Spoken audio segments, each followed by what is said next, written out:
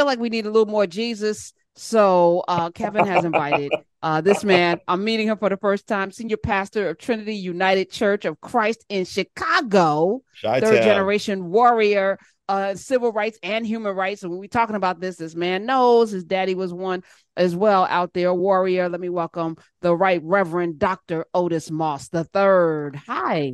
How are you doing, Sister Hunter? Brother Kevin, it is good to see you. It's good to see you. Good to I see guess you. the response is blessed and highly favored. I think that's the response. I hate that though. I hate when people just say that because are you? You got to Are be you careful really? when folk Oh my often, God. When they, I'm like, are you really? Are you? I don't prove it. How about All right. making an So, impact to bless others? okay. Well, even all of that, I feel like this call and response, the need to regurgitate things and not really have deep thought about it. Like I said something last night. I was talking with Dr. Black, and I was like, I had to apologize for it today because I was like, oh, that was a little, because I can get cheeky. Sometimes I don't mean to be cheeky. Sometimes I mean to be cheeky, and I was meaning to be cheeky, but it was wrong. So I had to apologize because I was like, that person didn't deserve that, and they're not there to defend themselves. So sorry, but we don't. I feel like we don't have enough self reflection in this period that we're in, Reverend Moss. So, Mm. what are you seeing? I was sharing with Brother Kevin that I just got back from Jerusalem and Palestine, literally hours before the rockets were headed to Tel Aviv, and it was a group of Christian, Muslims, and Jews. The tour was Black Jerusalem. Connecting with the African connections of the region that has been mistakenly called the Middle East, but anciently was always known as Northeast Africa.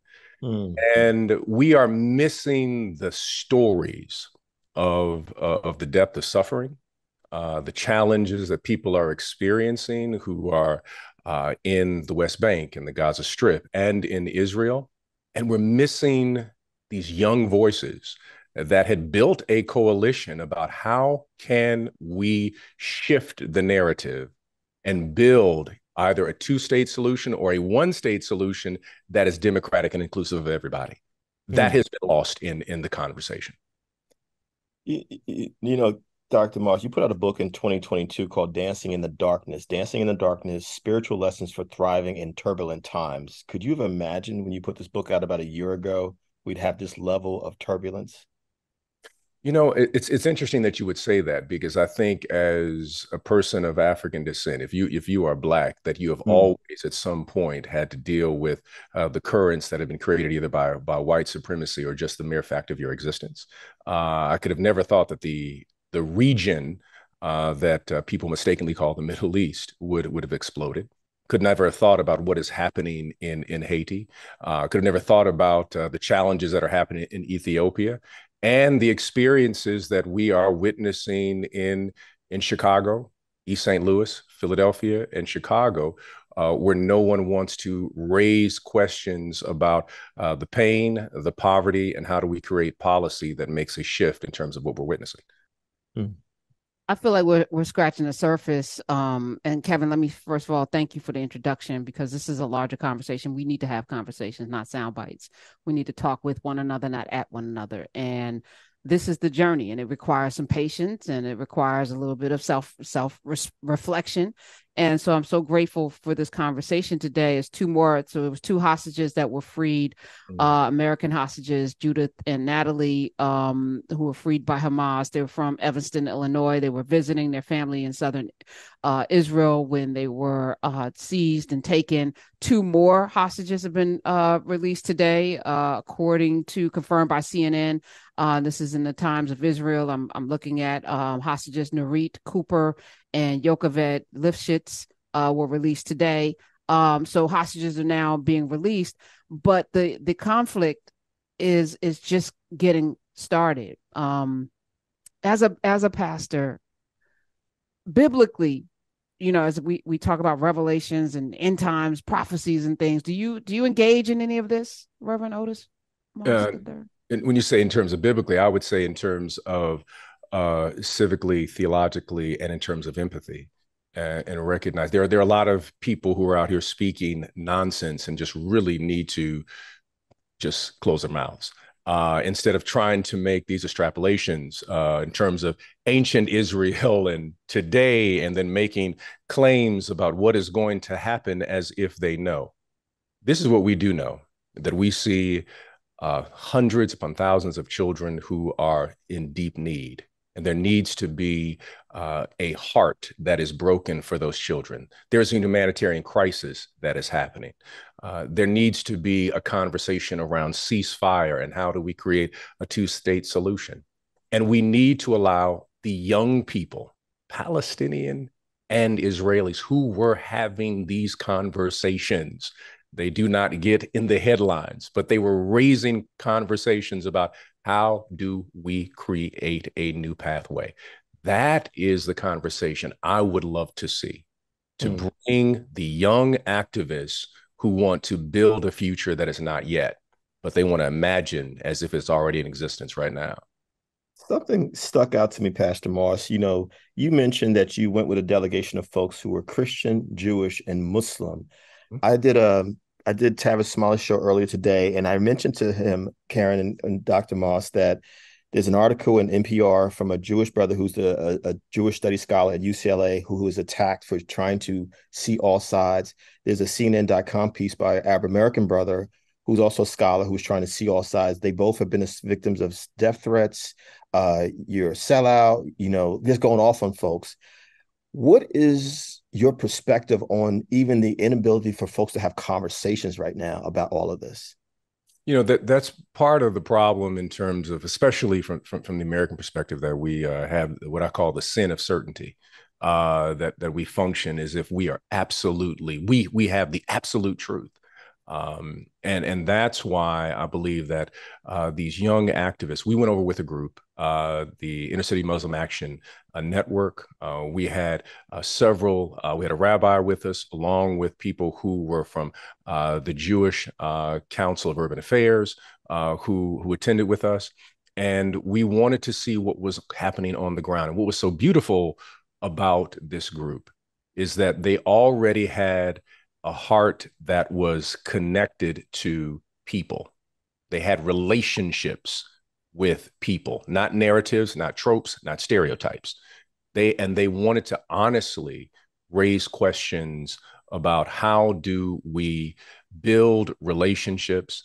And we were also going to recognize the incredible diversity in the area, that people forget that there's a whole lot of Black people. I sent you a picture, Kevin, and I sent it to my son also, with the mayor of Jericho, the ancient city of Jericho, and along with about 5 other brothers. And I said, show me which one is the Palestinian. And my son couldn't tell me. He said, they all look like they're from the south side of Chicago. I said, I'm the only one, from the south side. That you have these African Palestinians. We have our Ethiopian Jews who are also there. We have the Armenian community. We have a variety of Muslim communities that are there. And then you have your European Jewish community, the Ashkenazi Jewish community that has made its way down there. So you have this diversity that is in the region, but we get a smattering, a small picture of the people. And each one has a unique story. Yeah. And we are transformed when we know each other's story. Let's talk more about this transformation. This is Motivational Monday. Again, I thank you, Kevin, for inviting Reverend Dr. Otis Moss III. The book is Dancing in the Darkness, the latest book, Spiritual Lessons for Thriving in Turbulent Times. Came out last November.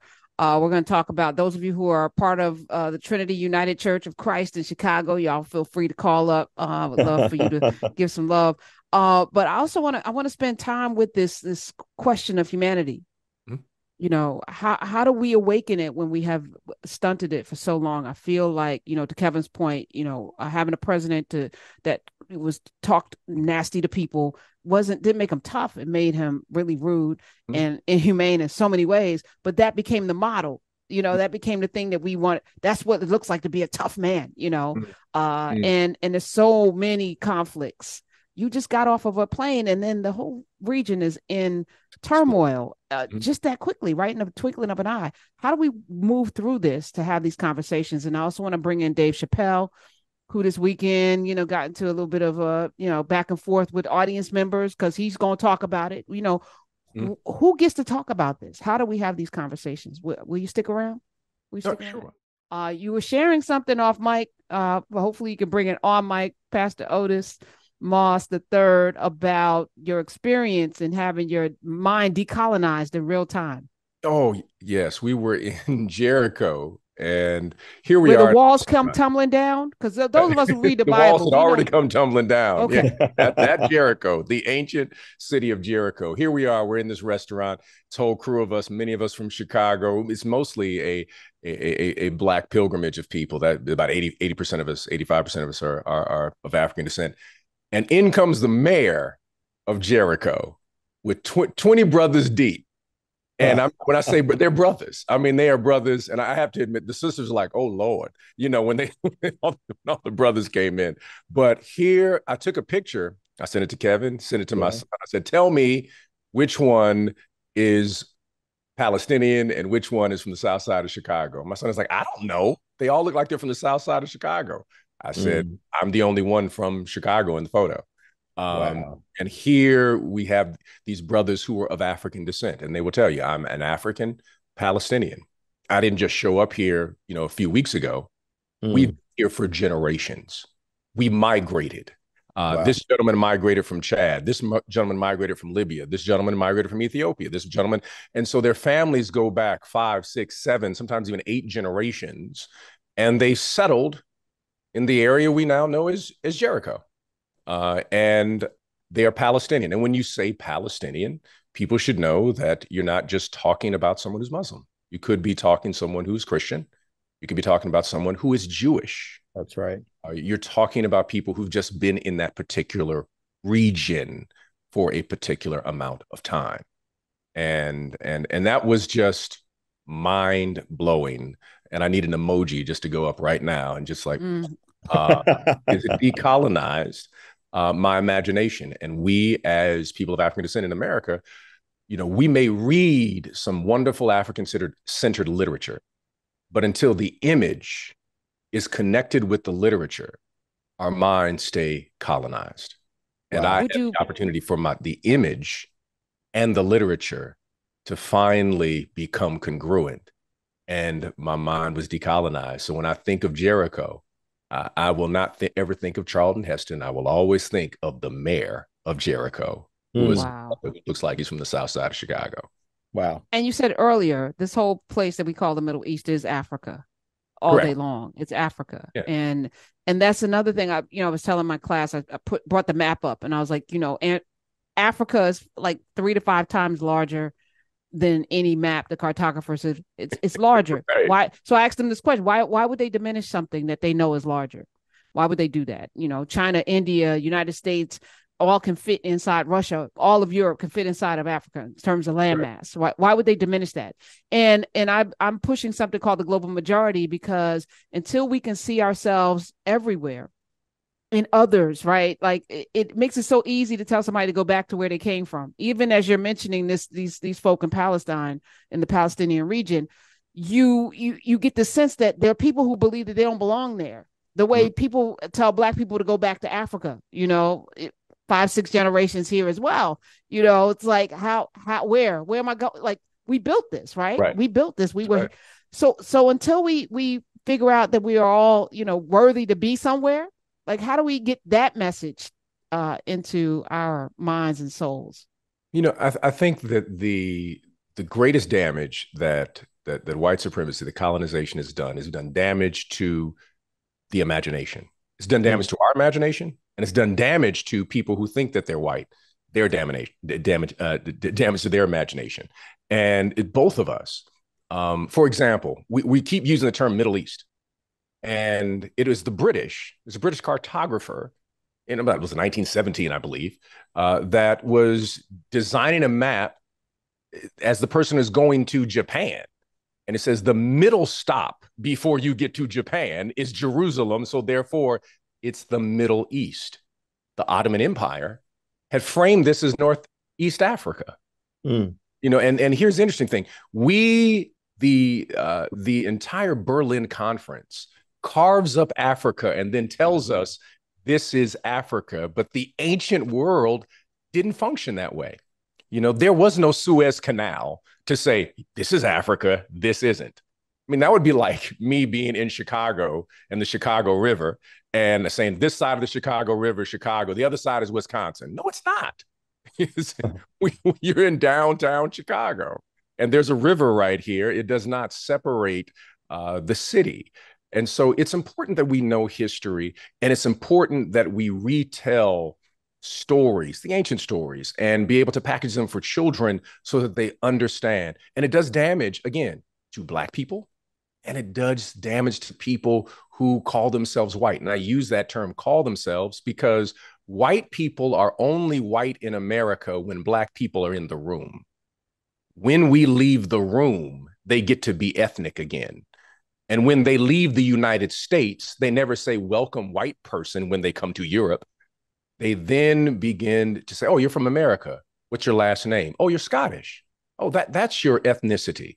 So we're the one group that people get frustrated with because we have difficulty acknowledging a specific ethnicity. And then we have the social construction of whiteness that removes ethnicity only when we are in the room. Dr. Moss, I need to ask this question, because you are one of our dynamic leaders, not just in Chicago, but in this country. And you come from a history of folks who have been concerned about this country. What is it going to take for us in America? We can just focus on this country for a second to have these kind of difficult conversations that are necessary. We know that South Africa back in the 90s had that Truth and Reconciliation Commission to talk honestly about their history and the traumas. What is your vision for this country, given everything that you're laying out? We don't need everybody to be on the train. We just need a small group of warriors willing to have conversations of truth. The Montgomery bus boycott was the impetus of that, was a small group. And I'm not talking about Dr. King. I'm talking about Joanne Robinson and her crew of women who made the decision that this is what we are going to do. When you look at the civil rights movement, the majority of the people who were organizers, it's 1,500 people at best who literally transformed the social landscape of the United States. That's right. Stop thinking we need everybody. Just get a cadre of folk who are down to create a future that is not yet, but will function as it is, as if it already is. And that is the community. We just need a cadre of truth tellers, people committed to the idea of hope and love and justice, and do what they can do in their time and build something in the way that the indigenous community says it. I'm not doing this for myself. This is for 7 generations ahead, so that my great, great, great, great, great grandchildren will say there lived a people who had enough gumption to at least put one brick on the foundation of a new house. Oof. 866-801-8255. Reverend Dr. Otis Moss III is here, senior pastor of Trinity United Church of Christ in Chicago. I'm wondering where you get an edge up in Jericho. Did you get your edge up in Jericho? Was there a place to get an edge up? Because this man is clean. Let me tell you, the part is tight. Everything is right. Those Chicago brothers hit different. I'm just going to say that out my mouth. I'm going to say that out my mouth. Let's go to Martha in Indiana. You have to answer. Martha in Indiana, welcome to the Karen Hunter Show. Hello. Hi. What a wonderful conversation. Yes. I really appreciate your show, Karen, and I really like how you bring in different thoughts to push the envelope with people, to get people off the dime so they can see things a little differently. I so appreciate you for that. Thank you. And I want to say to Reverend Moss, your dad used to preach revival at my church when I was growing up. Oh, my goodness. I know my God's a rock. I will never forget him for saying that. And it's just amazing how you said you came back from Israel and the things that you saw and trying to get people together to talk about how we can get resolutions. Well, when I was in Israel, I came back with the same question. Where's the humanity in all of this? You know, you see these people and you see the strife and you see the things that they go through. And it's like, where is the humanity? We're all people. Do we have to be so greedy that everybody say it's about me, and what I want? Or can we just say, let's look at humanity. Let's give people what they need so everybody can live a life. Mm. Mm. Mm. I love it. Yeah. Tell us about your dad. And growing up in a household, because sometimes preachers' kids, y'all a little complicated, to want to follow in this work, because it's work too, the helping souls along to their better selves. It's work. Why did you jump in and say, yes, me, I'll do Well, it? I grew up in an amazing household. My mother and my father were both a part of the freedom struggle. My father was a lieutenant in the Southern Christian Leadership Conference. My mother was the office manager in SCLC right on Auburn Avenue. In Atlanta. Wow. My father at one time he was co-pastor of Ebenezer Baptist Church after Dr. King was assassinated. That King had asked him to come and serve with him, and he was a part of what was known as the Atlanta sit-in movement. They desegregated Atlanta. People such as James Orange and Marion Wright Edelman, and this amazing cadre of people during that time period. They were always friends. So I grew up in this household where it was an expectation that your faith, your vision for what you seek to do in the future, if it is not improving and impacting the community and building something better, and my father would always say, for the generations who are yet to be born, then what are you doing with your life? And he told a story from Howard Thurman I'll never forget. Then when Howard Thurman who was a mentor of Dr. King and was a graduate of Morehouse College, one of the great unknown theologians and leaders, Howard Thurman was about 10 years old, and he saw an elder man about 80, 89, 90 or so planting pecan or pecan trees, depending upon what part of the country you're from, how you'd pronounce it. And he said to the elder, he said, "Sir, why are you planting these trees? You will never live long enough to be able to taste the fruit from the tree." And the elder said this. He said, "All my life, I've eaten from trees I did not plant. It is my responsibility to plant for someone else." And that was an ethic that my parents shared with us, myself, my brother, and my sister, that what are you going to plant? And whatever it is, I don't care what you choose to do. If you're going to be an electrician, you're going to be a teacher, what are you planting? If you're going to be a poet, if you were going to be a professor, if you were going to have the best program in the galaxy on SiriusXM, whatever it's going to be, what are you planting? What are you planting is the fundamental question that must always be raised. It's the hottest. The heat is what you put on the pine cones to make more trees. It needs to be heated up. People don't even realize that. It's the hottest. It's the hottest, not the best. I would never put myself in that position. Jesus and the Disinherited should be must reading for everybody. Should be on everyone's reading list. That's Howard Thurman. I was introduced to him by Dr. Gray Carr during the pandemic, and I haven't looked back either. So thank you for that. 866-801-8255. Jay and Callie, you're holding on. Reverend Moss is here. Reverend Dr. Moss III, Kevin Powell. Hey, Jay. Hey, how's it going? Good afternoon, panel and everybody. Hey, I just wanted to ask the Reverend something with the decline in membership in Baptist church goers. What's his perspective on the United States Democratic elected government bombing Christians in Palestine? And one important question before you get to that one: when did you find out that the Catholics made Jesus' face white? Okay. got a couple of questions in there. The first thing that I would share, Jay, thank you so much, is that I believe that our faith tradition seeks resolution, reconciliation, and deep empathy. Is not seeking to destroy lives, but should build up lives. And that people of conscience and people of faith should be in the ear of people who claim to be political leaders, and so that they have a moral voice. Corporations don't have a moral voice. They have a voice that is about profit. We must make sure that we have a conversation so that people have a moral perspective on the importance of people.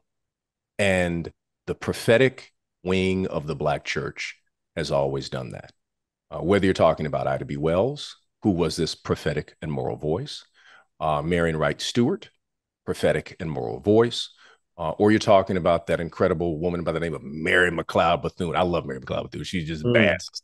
Anybody who can take $1.35 and build a university, we just need shirts everywhere about her. But again, this a moral voice, and we should never be on the side of the empire. I like to put it this way. George Lucas created Star Wars originally because he was influenced by the freedom movement and the anti-war movement. And he saw the empire that you see in the movie Star Wars as America. And he saw the Jedi warriors, the Jedi Knights. That was Dr. King and Malcolm X. He saw those individuals as saving people from the empire. Unfortunately, in America, we have people who think they're Jedis, but they really are part of the empire. They just wear Jedi clothes. And we have to begin to have that moral voice. The piece that you speak about in the decline of the church is because in many ways, one, the church has been possessed by a capitalism, because people do not practice Christianity. They practice capitalism in ecclesiastical garments. And we have seen that throughout America. What is unique to America and that has been exported is prosperity preaching. The only reason it's in other spaces is because it was exported. The depth of the faith has always been the care of the poor. The depth of the faith has been to humble ourselves before God. And how do we make an impact for the next generation? And so when you are rooted in a capitalism, and when you have turned Jesus into a trinket or a rabbit's foot, eventually young people who are spiritually hungry will go other places. It's not that they don't dislike the faith tradition. They got issues with the church. They don't have issues with Jesus. They just wish the church would line up with Jesus more often. And then the final thing is that I think you were speaking in terms of that the Catholic Church traditionally has had the Black Madonna. And especially if you were to go to Poland and you were to be a part of any of the celebrations, they bring out a Black woman and a Black Jesus, and they have no problem with it. Only in America do you have real issues with a Black Jesus. And I had a conversation with someone, he was fussing at me because our motto at our church is we're unashamedly Black and we're unapologetically Christian. That's just who we are. Our stained glass, the whole nine, tells the story of people of African descent, beginning in Genesis and then ending when the church was built in 1995. My predecessor, Dr. Jeremiah Wright, had these stained glass windows put in. And this person was arguing with me saying, the color of Jesus doesn't matter. He's fussing, just straight up fussing. I'm kind of laid back. You can fuss if you want to. And so I just raised a question. I said, you're right. The color of Jesus doesn't matter. And since it doesn't matter, put a Black Jesus in your church. The man left at that moment because I said, it must matter because you don't want to put a Black Jesus in your white church, but you want to fuss at me? No. I can break down in terms of the Jesus that we follow is one who was a dark-skinned Palestinian Jew who looked like he was from the south side of Chicago. And when his family had to hide Jesus, where did they go? They didn't go to Rome. They didn't go to Germany. They decided we got to hide him in Africa. What do? You hide around people who look just like you. So this kind of conversation is what many young people want to have. Let's just get back to the roots and let's do what Jesus is calling us to do. And specifically that he has come specifically for those who have their backs against the wall, in the words of Howard Thurman. Oof. And you answered all of the points. See, this is why you're anointed. Why I could never preach preaching your church. Hung up. Reverend Dr. Reverend, which comes first and why? Reverend Dr. Otis Moss III. I have Is no it the idea. order of when you got your doctorate? Does that come first or last? Like, how does that work? I've heard that it was, I don't know what that, it's some British tradition. I have no idea. Okay. All right. Let's do the African then. Tradition. Let's find out what's the African tradition around this. So let me ask you a question around mammon. Is it mammon? Since you brought up capitalism, I feel like there are three things we need to really deal with. And that we could solve all the world's problems. Humanity, like all of us knowing that we are all one, we're all part of the same, we're all on this globe together, we're all in this, breathing the same exact breath, the same air, we're all humans. This capitalism that has put us in this space where everything is transactional. The notion that you can plant a tree for what? I can't profit off of right now? What? This is a twisted thing and it's getting worse. So I don't even know. So I was listening to a sermon around mammon and I was like, oh, I wonder what since you brought it up. I wanted to find out if you have any thoughts on it and what is it? What is this? I think capitalism is a problem. And empire in itself is a problem. Empire religion, empire politics, and empire. I love the way that one theologian, Walter Brueggemann, puts it. He says that the Exodus narrative is really a fight between what is known as royal consciousness and prophetic imagination. Royal consciousness is about keeping everything the way it is, so I own it. Prophetic imagination is allowing people to live in freedom and dignity. And Brueggemann goes on to say, he said that for hundreds of years, the faith traditions, just about any faith tradition, focused on this idea of a prophetic imagination. How can you thrive? How can you function and live out your particular gifts? But capitalism, especially unrestricted capitalism, and capitalism the way it is framed in America, where we measure our economy by the stock market, that's not a good measure. The measure really is how far can your check go? Are you able to afford milk and eggs?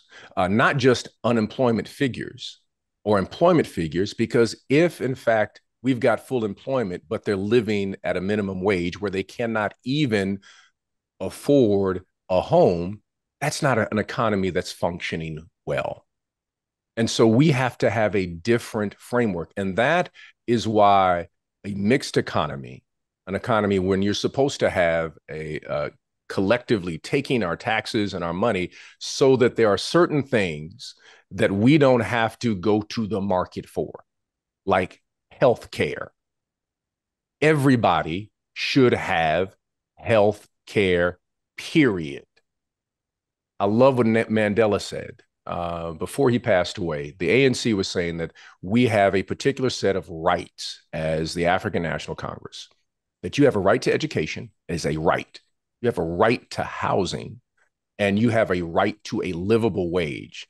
And those three particular rights allow an individual not to just survive, but to thrive. Capitalism always wants a small group, and we have bought into a mythos, a propaganda that equates capitalism and democracy, free market, unrestricted, as something that will allow everybody to thrive. And that's not the case. There has to be protections. There just has to be protections in place, because power plus money and plus frailty of humanity is a terrible mix. Can I jump in for a second, Pastor? Because you just made me think about, you were talking about prophetic ministry, and we certainly can argue that Dr. King was that liberation theology. And he talked about poverty a lot, economic justice in his life, including when he first came to Chicago, to the West Side of Chicago, as you know, in 1966, which led to the Poor People's Campaign, et cetera. And I've argued in my writings that the civil rights movement has an overlap with the birth of hip hop, created by working class poor people. How do you really quickly, because you are of the era of hip hop, you're in, you grew up in it like any of us did. What's your take on it at 50? And then tied to that, as we go from city to city, we see this explosion of unhoused people, including more unhoused Black folks and Black males than we've ever really seen before, probably since the Great Depression. What's your response as a leader to this? Well, I think the beauty, the brilliance of hip hop, born in the 70s with incredible African ingenuity, such as Cool DJ Herc, who can take 2 turntables and a microphone and keep the party started. But hip hop is born in a deindustrialized urban landscape. It's born in a space specifically where Black people do not have opportunity. And then young people are utilizing that creativity to make critiques on the society. And here's where the problem of capitalism comes in. So when people realize they can make some money off of Black creativity, they then shift the narrative of what we want to be able to put out. Hip hop and blues are deeply connected. Hip hop and the spirituals are deeply connected. Hip hop and jazz are deeply connected. And hip hop and gospel are also deeply connected because they come from that same particular African root, this pentatonic scale root from the West Africa. It all comes together from that perspective. And hip hop is giving a critique. And now here's the other thing that is fascinating. You go anywhere across the globe, hip hop in every other country is always speaking against empire. If I go to Cuba, hip hop in Cuba is very different than hip hop in America. If you go to Brazil, hip hop is very different. If you go to Ecuador, if you go to Palestine, if you go to Israel, they're raising the questions about how do we get out of this situation. Hip hop in South Africa, hip hop in the middle of Uganda and Rwanda are raising relevant questions about how society should be. It is only in America where we have silenced the most progressive voices in hip hop for music or sound bites that lean into an unrestricted and foolish capitalism.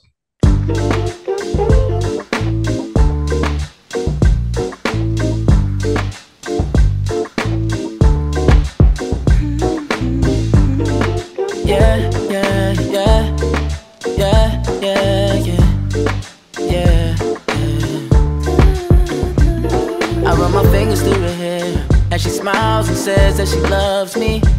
Isn't it lovely when the one who loves things is the one